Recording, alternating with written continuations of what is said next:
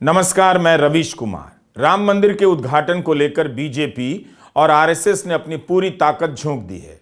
उसकी अपनी ही ताकत कहीं से कमजोर नहीं, कम नहीं। तरह तरह के संगठन बने हुए हैं और उन संगठनों में प्रभारी से लेकर मंत्री के रूप में महत्व पाए हुए लोग दिन रात दौड़ रहे हैं। मगर संघ बीजेपी की यह ताकत दूसरी वजहों से भी बड़ी हो जाती है। जिसके पास गोदी मीडिया का इतना बड़ा लश्कर हो, वह किसी भी घटना को राष्ट्रीय बना सकता है, घर घर तक पहुंचा सकता है, चाहे तो किसी घटना को लोगों की नज़र से गायब भी कर सकता है। भारत ही नहीं, दुनिया के सभी देशों में जहां भी भारतीय रहते हैं वहां पर राम मंदिर से संबंधित किसी न किसी प्रकार के कार्यक्रम हो रहे हैं। इन सभी के पीछे संगठन की कितनी बड़ी मशीनरी काम कर रही है, आप इससे बेखबर नहीं रह सकते। अमेरिका के ह्यूस्टन शहर में कार रैली निकाली गई, तो आपको हम यह पोस्टर दिखाना चाहते हैं। इस पर लिखा है अयोध्या श्री राम मंदिर सेलिब्रेशन। इस आयोजन में उन सभी लोगों को बुलाया गया है जिनके पास टेस्ला कार है। लिखा है कि हिंदू सेंटर में 21 जनवरी को होने वाले उत्सव में शामिल हो। नॉर्थ कैरोलिना में टेस्ला धारक लोगों को बुलाया जा रहा है। राम की भक्ति के साथ टेस्ला का क्या संबंध है, लेकिन आप ये देखिए कि उत्सव का रूप देने के लिए किस किस तरह के आइडिया और आइटम की खोज की जा चुकी है। खबरों में यह सब छप रहा है कि आरएसएस ने यूपी के सभी घरों में अक्षत और निमंत्रण पहुंचाने के लिए 5 लाख कार्यकर्ता उतारने का फैसला किया है। अब यूपी में संघ के पास 5 लाख कार्यकर्ता हैं या नहीं, इसकी पुष्टि मैं नहीं कर सकता। अचरज जरूर जाहिर कर सकता हूं कि क्या वाकई में यूपी के 100% घरों में संघ के कार्यकर्ता अक्षत लेकर पहुंच रहे हैं। पहले आप इन दो खबरों की तस्वीर देखिए। एक खबर कहती है कि यूपी के हर गांव, हर घर में पहुंचने के लिए संघ के 5 लाख कार्यकर्ता उतारे गए हैं। दूसरी खबर कहती है कि गाजियाबाद के 8 लाख घरों में अक्षत लेकर पहुंचने के लिए 10,000 टोलियां बनाई गई हैं। अब आगरा से आए इस वीडियो को देखिए। इस वीडियो में भाजपा युवा मोर्चा ब्रज क्षेत्र के मंत्री गौरव राजावत गली गली में जाकर अक्षत बांट रहे हैं। साथ में कैमरा भी है और बीजेपी का राजनीतिक झंडा नहीं, राम ध्वज को लेकर इस बार बीजेपी के कार्यकर्ता घूम रहे हैं। कॉपीराइट नियमों के कारण हम संगीत की ध्वनि नहीं सुना पा रहे, लेकिन इस तरह की टोलियों में डीजे ध्वनि से युक्त राम धुन बज रहा है। जोर जोर से गाने बज रहे हैं, जो इन तस्वीरों को देखकर और खबरों को देखकर हैरानी तो होती है कि क्या वाकई 5 लाख कार्यकर्ता इस तरह यूपी के हर गांव और हर घर पहुंच रहे हैं। अगर किसी संगठन की ऐसी क्षमता है और पहुंच है, तब फिर उसकी गतिविधियों को ठीक से रिकॉर्ड करना चाहिए। खबरों में लिखा है कि संघ के 5 लाख कार्यकर्ता घर घर जाकर 22 जनवरी को दिवाली मनाने की अपील करेंगे। 5-5 की टोली में आरएसएस के कार्यकर्ता यूपी के 22,000 गांवों के हर घर में जाएंगे। 100% घरों में जाने का लक्ष्य रखा गया है। इसमें यह भी लिखा है कि 18 से 21 जनवरी के बीच प्रभात फेरियां निकाली जाएंगी। इसके लिए सभी जिलों में 35 से 40 कार्यकर्ताओं की समिति बनाई गई है। क्या वाकई में 10,000 टोलियां एक जिले में बनाई गई हैं? एक जिले में बीजेपी और संघ के ढांचे में इतने लोग काम करते हैं? हैरान होकर यह सवाल पूछा जा सकता है।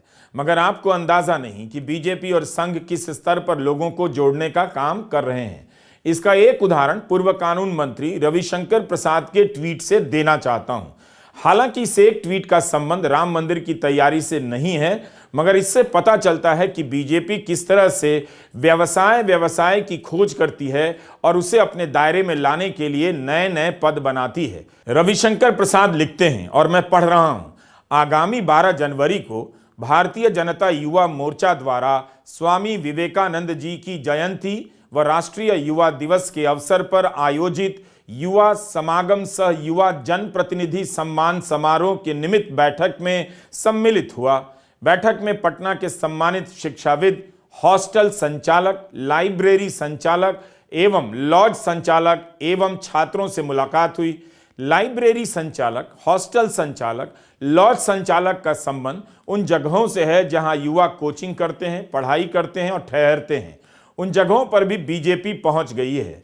यहीं पर आपसे एक सवाल है, अगर विपक्षी दल की सरकार अपने किसी कार्यक्रम में आने के लिए लाइब्रेरी संचालक, हॉस्टल संचालक को बुलाए तो वे जाएंगे, मगर बीजेपी विपक्ष में रहते हुए भी इन सभी को बुला सकती है और बुलाएगी तो जाना पड़ेगा।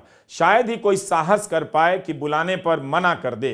संघ और बीजेपी ही केवल गली गली नहीं पहुंच रहे, ईडी और आयकर विभाग का भय भी गली गली में घुस गया है। सोशल मीडिया पर कई सांसदों और कार्यकर्ताओं के पोस्ट से पता चलता है कि राम मंदिर को लेकर यह पार्टी किस स्तर पर सक्रिय है। इन कार्यक्रमों के पीछे जो धन खर्च हो रहा है उसका हिसाब बीजेपी ही दे सकती है।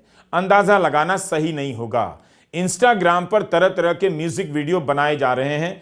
हर दिन कोई ना कोई भगवान राम को लेकर गाना बना रहा है, पोस्ट कर रहा है। इन सब के पीछे बीजेपी और संघ का तंत्र काम कर रहा है या लोग वाकई इतने उत्साहित हैं कि अपने आप कर रहे हैं। जब तक आप इसका ठोस जवाब नहीं हासिल कर लेते, कुछ भी कहना मुश्किल है। यह बिहार के समस्तीपुर का वीडियो है। बीजेपी ने राम जानकी ठाकुर बाड़ी से शोभा यात्रा निकाली। राम, सीता, लक्ष्मण और हनुमान की आरती उतारी गई। इस दौरान 22 जनवरी को घरों में राम ज्योति जलाने के लिए पूजित अक्षत दिया गया। राम मंदिर के उद्घाटन के उपलक्ष्य में इस तरह की जगह जगह शोभा यात्राएं निकाली जा रही हैं। महिलाओं और लड़कियों को धर्म और पूजा के नाम पर राजनीतिक हो चुकी इस तरह की रैलियों का हिस्सा बनाया जा रहा है। लोगों का उत्साह बना रहे इसके लिए डीजे संगीत चरम पर होता है। अक्षत वितरण का यह कार्यक्रम किसी राजनीतिक योजना का हिस्सा नहीं है, इसे कौन स्वीकार करेगा। मंदिर का उद्घाटन केवल अयोध्या तक सीमित नहीं है। उद्घाटन से पहले ही बीजेपी ने अपने कार्यकर्ताओं और संगठन के जरिए इसे उत्सव में बदल दिया है। बेशक आप यह सवाल कर सकते हैं कि आज के भारत में बीजेपी के अलावा किसी भी दूसरे दल के कार्यकर्ता, नेता किसी भी हाउसिंग सोसाइटी में क्या प्रवेश कर सकते हैं, भले उनके कार्यक्रम का नाम हो मेरी मिट्टी हमारी सौगंध टाइप का। अपने कार्यक्रम को लेकर क्या दूसरे दल के लोग इन हाउसिंग सोसाइटी में प्रवेश कर सकते हैं और इन्हें प्रवेश करने दिया जाएगा? तुरंत ही विरोध शुरू हो जाएगा। मगर संघ के कार्यकर्ता आ रहे हैं, राम मंदिर के नाम पर दूसरे संगठन भी आ रहे हैं, बिना पूछे उन्हें हाउसिंग सोसाइटी के भीतर बुलाया जा रहा है, कार्यक्रम करने दिया जा रहा है। बेंगलुरु की सोसाइटी में इतने लोग बाहर बुलाए गए, घरों से बाहर बुलाए गए। अगर कांग्रेस के कार्यकर्ता इसी राम मंदिर के अक्षत को लेकर इन्हीं सोसाइटियों में जाएंगे तो सभी को तुरंत याद आ जाएगा कि यह रहने की जगह है, आप यहां राजनीति नहीं कर सकते। लेकिन जनता बीजेपी की राजनीति को धर्म का काम मानकर स्वीकार कर रही है। हाउसिंग सोसाइटी के दरवाजों पर मंदिर का स्टिकर फिर से लगा दिया गया है। सवाल यह है कि क्या इन सभी को डॉक्यूमेंट किया जा रहा है? कहीं ऐसा तो नहीं कि हमारे आसपास जो भी हो रहा है उससे हम जानबूझकर अनजान बने हुए हैं। बहुत से लोग इसे गलत मानते हैं, मगर अपनी ही हाउसिंग सोसाइटी के भीतर आ चुके संघ के कार्यकर्ताओं की तस्वीर लेकर सोशल मीडिया पर पोस्ट करने की हिम्मत नहीं जुटा सकते, ना कर सकते हैं। यही आज का सच है। जो लोग इन गलतियों को नहीं देखते, देखकर चुप रह जाते हैं, वो ये बोलने जरूर आते हैं कि विपक्ष तो कुछ करता हुआ दिखाई नहीं देता, जनता ही जनता अब नहीं रही। अखबारों में जिस तरह इन कार्यक्रमों को प्रमुखता से छापा जा रहा है उस पर भी गौर कीजिए, करते रहिए। हो सकता है कि बीजेपी और संघ की क्षमता को लेकर बढ़ा चढ़ाकर छापा जा रहा हो, मगर आप ये नहीं कह सकते कि अभियान रस्मी या कागजी ही है, जमीन पर भी नजर आ रहा है। वर्षों के तपस्या के बाद हमारे भगवान श्री राम का मंदिर बन रहा है। जय श्री राम। दिल्ली की एक गली में अयोध्या से आए अक्षत वितरण के लिए 2-4 लोग माइक लेकर टोली बनाकर चल रहे हैं। क्या इस तरह आपने विपक्ष के किसी भी दल के किसी कार्यकर्ता को देखा है जो अपने दल के किसी भी एजेंडे को लेकर गली गली पहुंचाने निकल जाए? संघ ने अपने एजेंडे में यकीन करने वाले लोगों की फौज खड़ी कर दी है और अब समाज उस फौज के आगे नतमस्तक नजर आता है। इन तस्वीरों को इसलिए भी देखना चाहिए जिससे पता चले कि कितने ही साधारण लोग बीजेपी और संघ के लिए गली गली में काम कर रहे हैं। किसी भी दूसरे दल के पास नेता और कार्यकर्ता की कमी नहीं है, भले संघ के बराबर नहीं है, लेकिन क्या उनके भीतर अपने एजेंडे को लेकर इतना जुनून है, घर घर जाने की तैयारी है, हौसला है? राम मंदिर के आयोजन के बहाने बीजेपी कहां कहां पहुंच रही है, इसे देखना चाहिए। भाजपा समाज के किसी क्षेत्र को, किसी व्यवसाय को अपने दायरे के बाहर नहीं रहने देना चाहती। पूर्व कानून मंत्री रविशंकर प्रसाद का ट्विटर हैंडल देख रहा था। राम मंदिर से जुड़ी तैयारियों के बारे में उन्होंने ट्वीट किया और तस्वीरें भी साझा की। रविशंकर प्रसाद के ट्वीट की भाषा पर भी गौर कीजिएगा जो मैं पढ़ रहा हूं। लिखते हैं, पटना लाइट डेकोरेटर्स स्वावलंबी सहयोग समिति लिमिटेड के 29वां स्थापना दिवस समारोह में बिहार भाजपा प्रदेश अध्यक्ष श्री सम्राट जी के साथ सम्मिलित हुआ। मैंने संस्था से 22 जनवरी को श्री राम जन्मभूमि मंदिर के भव्य दिव्य प्राण प्रतिष्ठा को पटना के सभी मंदिर परिसर में लाउडस्पीकर व एलईडी टीवी के माध्यम से क्षेत्रवासियों को दिखाने का आग्रह किया। साथ ही मेड इन इंडिया सामान का उपयोग करने को कहा। संस्था के संरक्षक श्री संतोष मेहता जी और अध्यक्ष श्री दिलीप जी का अभिनंदन। इस ट्वीट को पढ़ने के बाद कई सवाल उठ सकते हैं। क्या पटना लाइट डेकोरेटर्स स्वावलंबी समिति अपने खर्चे पर पटना के मंदिरों में एलईडी लगाने जा रही है? क्या इसके अध्यक्ष बीजेपी के ही नेता हैं? क्या वे अपने खर्चे से एलईडी लगाएंगे या बीजेपी उसका खर्चा उठाएगी?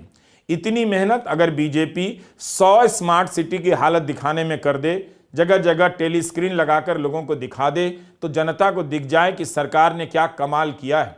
क्या मोदी सरकार के पास ऐसी कोई भी उपलब्धि नहीं जिसका प्रसारण राम मंदिर के उद्घाटन के स्केल के बराबर कर सके? इसी तरह यूपी से एक खबर छपी है। मुख्यमंत्री योगी आदित्यनाथ कहते हैं और खबरों में छपा है कि अपने सांसद और विधायक से संपर्क कीजिए, वही अपने खर्चे पर अयोध्या ले जाएंगे। इन सब का हिसाब कभी पता तो नहीं चलेगा, लेकिन जिज्ञासा तो होती है कि यूपी या कहीं के भी बीजेपी के सांसद और विधायक लोगों को अयोध्या ले जाने के लिए कितने पैसे खर्च कर रहे हैं। ये पैसा आ कहां से रहा है? चुनाव के पहले ही चुनाव शुरू हो गया है। पटना में भी कई जगहों पर राम आ रहे हैं का पोस्टर लगा दिया गया है। बीजेपी चाह ले तो किसी मुद्दे को अपना मुद्दा बना देती है। उसके पास संगठन की क्षमता तो है ही, धन की भी कमी नहीं। अयोध्या को लेकर हर दिन घोषणाएं हो रही हैं।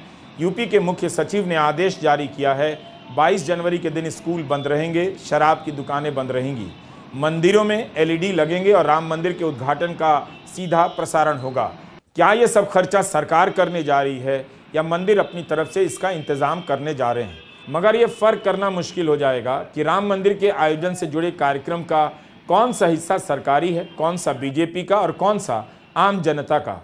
तमाम खबरों में यही पढ़ने को मिल रहा है कि आरएसएस और बीजेपी ये कर रहे हैं, वो कर रहे हैं। जनता भी तो अपने स्तर पर राम का उत्सव मनाने की तैयारी कर रही होगी, मगर इसका जिक्र खबरों में नहीं मिलता, या फिर मेरी नज़र उन खबरों पर नहीं पड़ी होगी।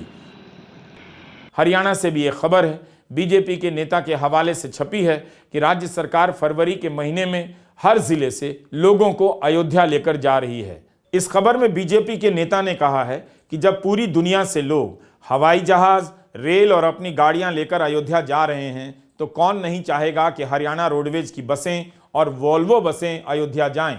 हर जिले से फ्री में वॉल्वो बस जाने का समाचार छपा है। यही नहीं, 1000 ट्रेनें चलाने की खबरें कई दिनों से छप रही हैं। इतना सब कुछ हो रहा है तो क्यों नहीं राम मंदिर और बीजेपी की राजनीति का माहौल बनेगा? अगर बीजेपी का नहीं बनेगा तो किसका बनेगा? किसकी कीमत पर यह माहौल बन रहा है, यह कौन पूछ रहा है? बिल्किस बानो के साथ बलात्कार करने वाले और उसके परिवार के 7 लोगों की हत्या करने वालों को रिहा करने में गुजरात सरकार की भूमिका सामने आई। सुप्रीम कोर्ट ने ऑन रिकॉर्ड ये बात कही है, लेकिन गोदी मीडिया और आईटी सेल चुप हो गए, तो यह खबर कहीं नहीं फैली। यह बीजेपी के आईटी सेल के चीफ अमित मालवीय का ट्वीट है। इन्होंने पटना में 2 नाबालिग बच्चियों के साथ बलात्कार और एक की हत्या की खबर ट्वीट की है। यही अमित मालवीय तब चुप हो गए जब बनारस में इनके ही आईटी सेल के 3 लोगों को बंदूक की नोक पर छेड़छाड़ करने के आरोप में गिरफ्तार किया गया और उनकी तस्वीरें अमित मालवीय के साथ भी नजर आईं।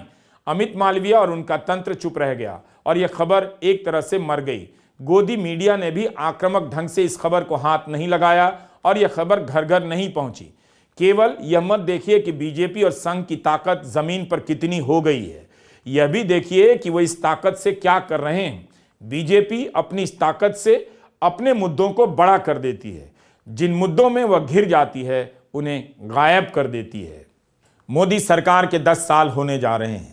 जनता के पास कई सारे सवाल होंगे, मगर उसके बीच जब एक दल के नेता धर्म ध्वजा लेकर चल रहे होंगे तो जनता भी कंफ्यूज होगी कि इनका विरोध कहीं धर्म का विरोध ना हो जाए। साधारण जनता के बस की बात नहीं कि वह राजनीति और धर्म को अलग अलग खांचे में भरकर देखना शुरू कर दे। बीजेपी को पता है कि जनता के बीच एक राजनीतिक दल के रूप में लंबे समय तक टिके रहना मुश्किल हो जाता है। उसके अधूरे वादे मुश्किलें पैदा कर देते हैं। इसलिए वह कभी नहीं भूलती कि जनता के बीच जाना है तो धर्म का ध्वज थामे रहना है। धर्म की राजनीति से बीजेपी के भीतर कोई अलग तरह की नैतिकता और ईमानदारी का विकास हो गया है, इसका भी किसी को अध्ययन कर लेना चाहिए ताकि यह भ्रम टूट जाए। अगर हो गया होता तो यही बीजेपी राष्ट्रहित में गुजरात सरकार के खिलाफ कार्रवाई की मांग कर रही होती, जिसके बारे में सुप्रीम कोर्ट ने कहा है कि वह बलात्कारियों और हत्यारों के साथ मिलकर काम कर रही थी। मगर बीजेपी को पता है धर्म का ध्वज लेकर चलने का यह मतलब नहीं कि खुद ही पाप से डर जाना है। यही नहीं, ईडी के मामले में विपक्षी दलों को जमानत नहीं मिलती, महीनों लग जाते हैं। मगर महाराष्ट्र में क्या हुआ? एनसीपी के नवाब मलिक ईडी के मामले में जेल में थे। नवाब मलिक बाहर आए, सत्ता पक्ष के साथ बैठ गए, बीजेपी और आईटी सेल चुप्पी लगा गए। आज इसी नवाब मलिक को 6 महीने के लिए मेडिकल आधार पर जमानत मिली है, तो यह खबर भी गोदी मीडिया के आंगन में मर जाएगी। राम आ रहे हैं, आप स्वागत कीजिए, मगर देखते भी रहिए कि राम के नाम पर अजीत पवार, नवाब मलिक जैसे नेता किस तरह बीजेपी के पाले में आ रहे हैं, जिन्हें खुद बीजेपी भ्रष्ट बताया करती थी। जाहिर है राम बीजेपी के काम आ रहे हैं, राम आ रहे हैं। नमस्कार, मैं रवीश कुमार।